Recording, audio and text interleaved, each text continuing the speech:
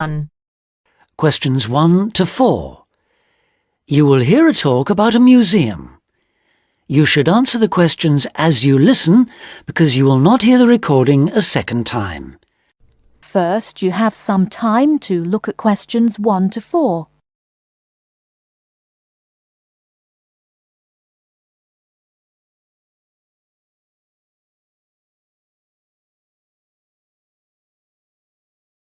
Listen carefully and answer questions 1 to 4.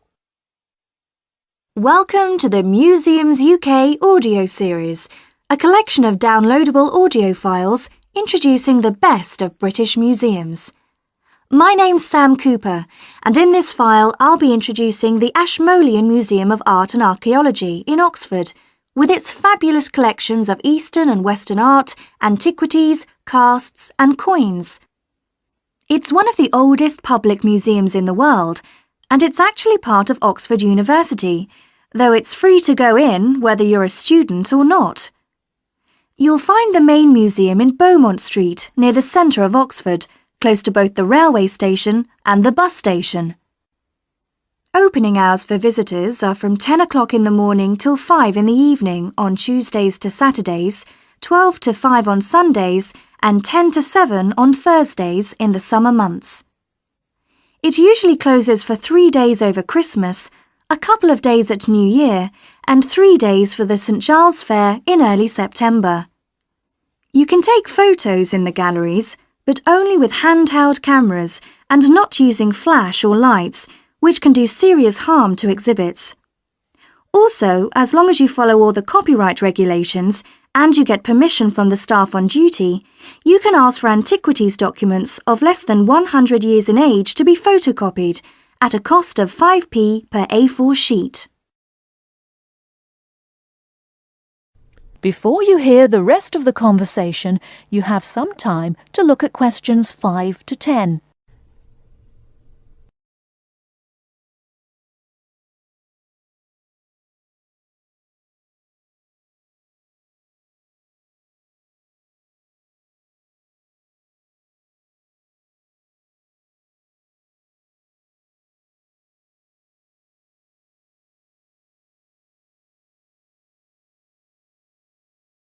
Now listen and answer questions 5 to 10. Perhaps not surprisingly, given its links with the university, the Ashmolean has an education service for schools and the general public. Activities include guided group visits, which for adults last 60 minutes and cost £4 each. This makes the minimum price per group £28, as group sizes vary from 7 to 15 people. Visits by groups of young people take the same amount of time as the adult tours, but cost just £2 for university students. So, with at least 7 to a group, the lowest price is £14, though please note that there's an upper limit of 14 group members rather than the 15 for adults. For schools, there are visits to suit all age groups, and for the most popular ones, such as those to see the Greek and Egyptian collections, it's best to book a term in advance. Tours last 50 minutes, starting at 10:15, 11:30 and 1:15, with a maximum of 13 children per group. Now, if you're free in the middle of the day, why not go along to one of the 45-minute lunchtime talks? There's a really wide range of topics. On the 19th, for example, the subject is Greek mythology, and on the 20th, there's Celebration of India. Both begin at 1:15, the usual time for these talks, and they're held every Tuesday, Wednesday and Friday. Another regular feature, on Saturday mornings through to the afternoons, are the workshops. If you're interested in developing your own illustrative and artistic skills, these are for you. They're aimed at artists of varying levels of experience and are always led by practicing artists. Running for 6 hours from 10 o'clock, this is wonderful value at just £5, including basic materials, and also a decent cup of coffee. That is the end of part 1. You now have half a minute to check your answers.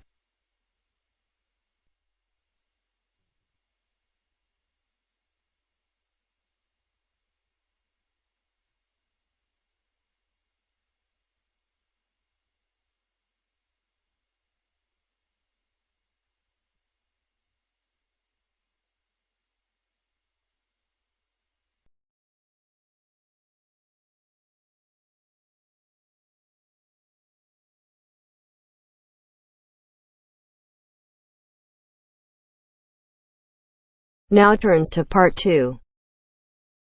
Part 2. You'll hear a dialogue between a foreign student and a student union officer. As you listen, answer the following questions. First, look at questions 11 to 13.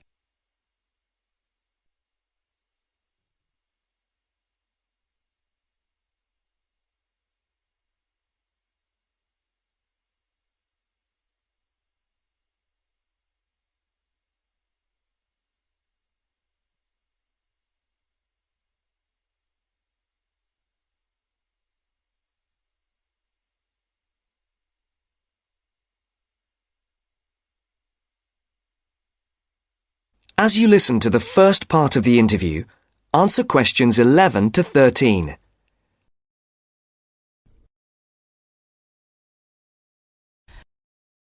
Good morning. Can I help you? Yes, I'd like to know something about the British medical scheme. Yes. What's your question? Can I use British doctors if I fall ill? That will depend on how long your course of study is. If it is 6 months or more, then you are entitled to treatment from the British medical scheme, called the National Health Service, NHS, as if you were a British citizen. With the NHS, consultations with doctors are free, but you will be asked to pay something towards the cost of medicines. In 1987, this is £2.40 for each item of medicine. You are also entitled to free treatment in British hospitals. Always make sure the doctor knows you want treatment from the NHS, as doctors also take private patients, who pay the full cost of all their treatment. How do I make sure I can be treated by the NHS? If you are eligible for treatment, that is, you are registered on a course of 6 months or longer, then the first thing you should do is to register with a doctor. You should register with any doctor close to where you live. Local post offices have lists. Now look at questions 14 to 20.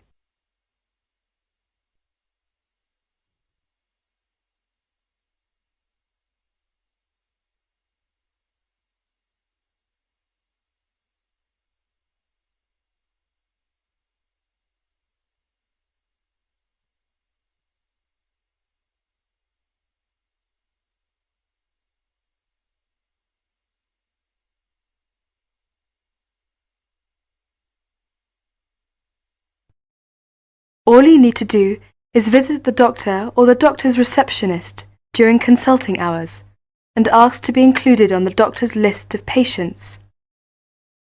If the doctor decides to accept you, you will then be sent a medical card by post, which will carry your National Health Service number. Take great care not to lose this. If the doctor cannot accept you, try elsewhere or contact the local family practitioner committee. You can get the address from the post office or any doctor. Find out your doctor's consulting hours from the doctor or the receptionist and ask whether or not you need to make an appointment before seeing the doctor. Remember to be on time for any appointment you make. You can see him or her during those hours unless you are seriously ill. If you are seriously ill, the doctor can be called out to see you. Once you have registered, you should tell your warden, landlord, landlady or a friend the name, address and telephone number of your doctor, so that if you are suddenly taken ill, the doctor can be called out to see you. I see. Could you tell me something about British hospitals? Yes, hospitals provide specialist treatments, or treatment for which any kind of extended stay is required. Your doctor will recommend you to go if it is necessary. Casualty or emergency treatment following accidents is free for everyone.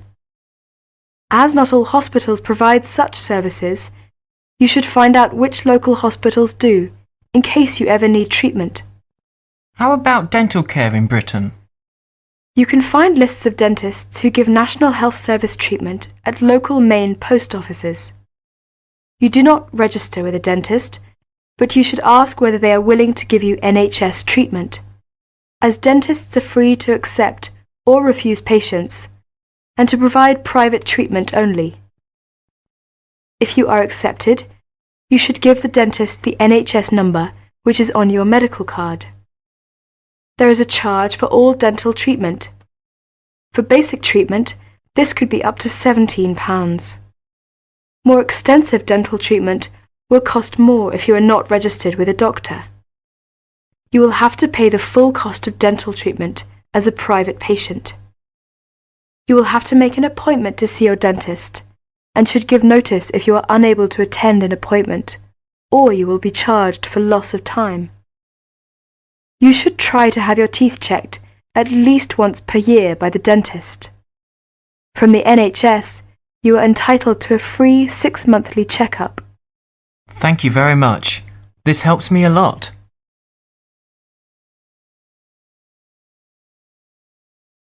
That is the end of part 2.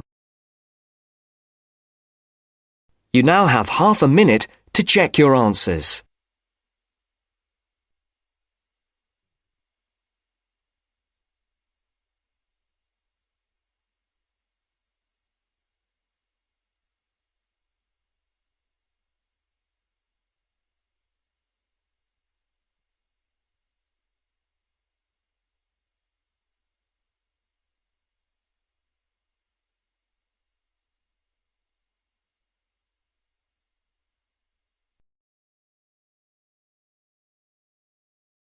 Now turns to part 3.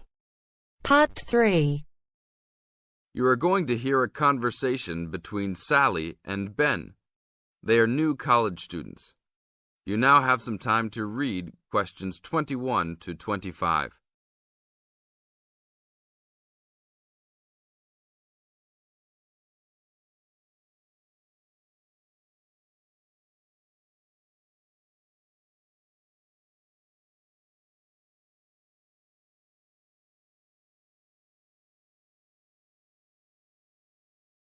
Now, listen to the first part of the conversation and answer questions 21 to 25.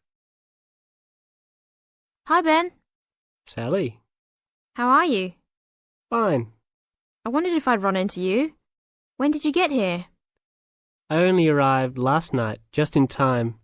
I prefer to travel on Sundays to miss the working rush. I suppose you arrived in plenty of time. Oh, I've been here for 4 days now, so it must have been Thursday that I arrived. I like to have a good chance to look around and settle in. I should have come earlier too. I'm hoping to get a part-time job. Well, you've no time today, I suppose. Do you still plan to be an architect? Yes, it's what I've always wanted to do. And you were planning to do economics, weren't you? Yes, I was, but now I've decided on psychology instead. How many textbooks do you have to get? I've been given this long list, and I'm sure they'll cost a fortune. See? That looks a lot. It's longer than my list. Well, it's 14 all told. So I might use library copies instead of buying some of them. What about you? I'll probably buy the whole lot of mine because I only have 5 on my list, although I'm sure there are many more I'll have to read. Luckily, we don't have to read them all straight away. Have you got your class timetable yet? It came with the book list. When do your lectures start? Tuesday. That's tomorrow. How about yours? Oh, I've got an extra day, the day after yours start. Now you have some time to read questions 26 to 30.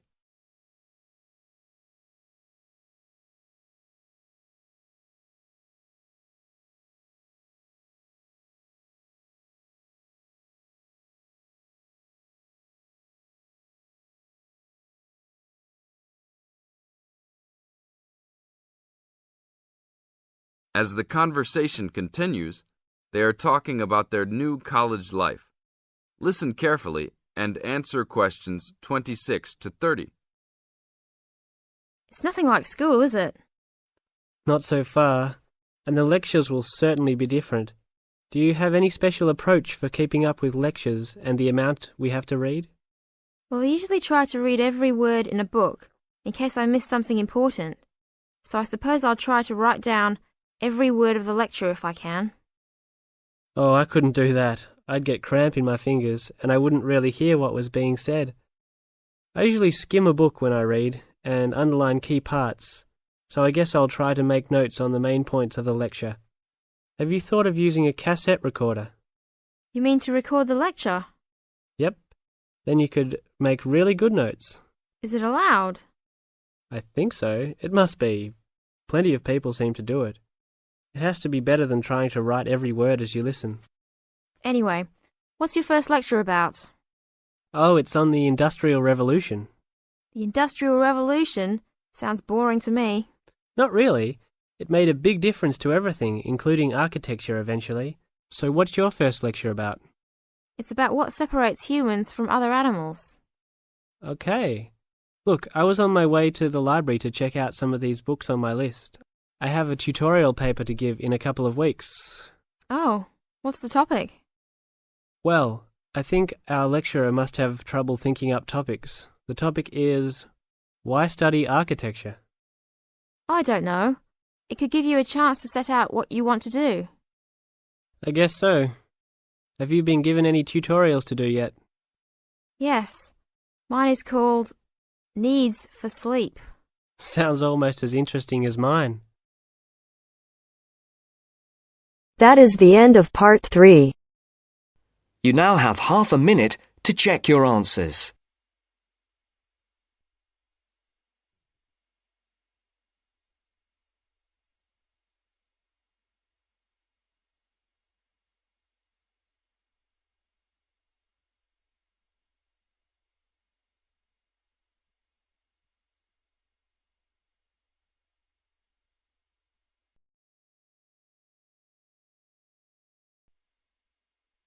Now turns to part 4. Part 4. You are going to hear a talk about some British customs. Listen to the talk and complete the notes below. First, you have some time to look at questions 31 to 40.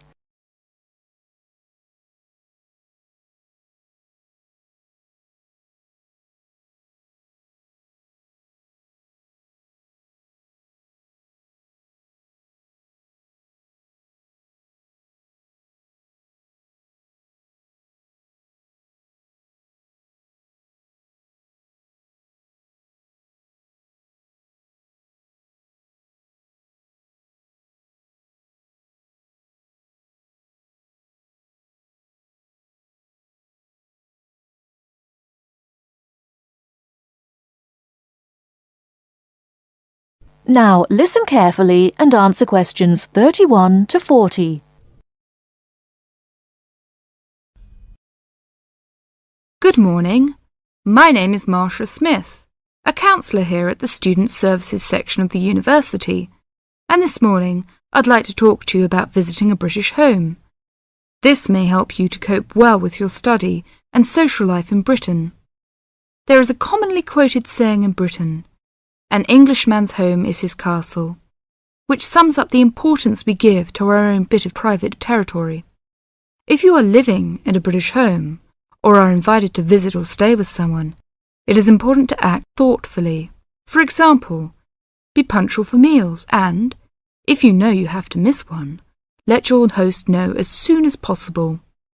Check whether it is convenient for others in the house when you wish to take a bath or wash and dry laundry.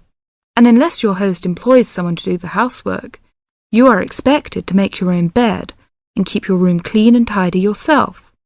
If you don't have a door key, remember to make arrangements if you intend to be out late, and keep your hosts informed of your whereabouts so they don't worry. These suggestions apply whether you're a guest or a lodger, and will help the household to run smoothly.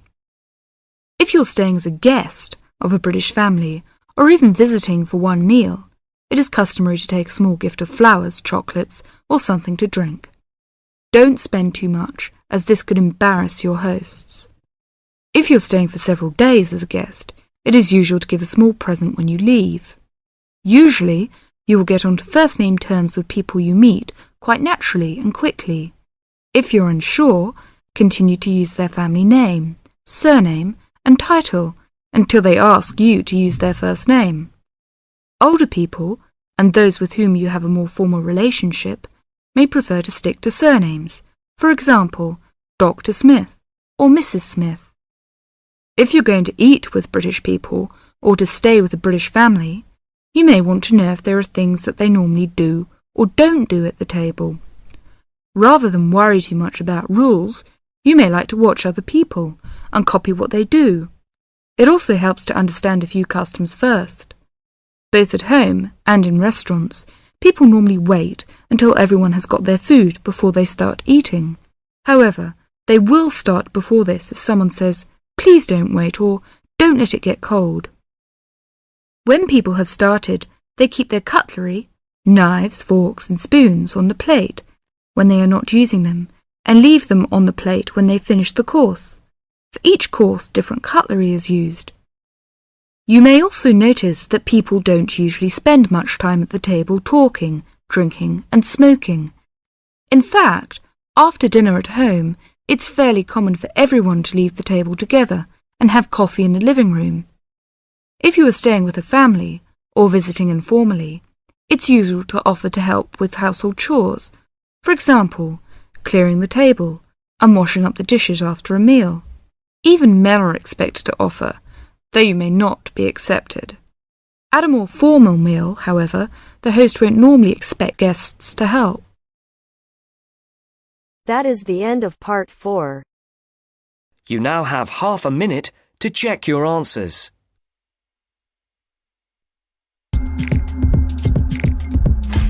The left side, the right brain.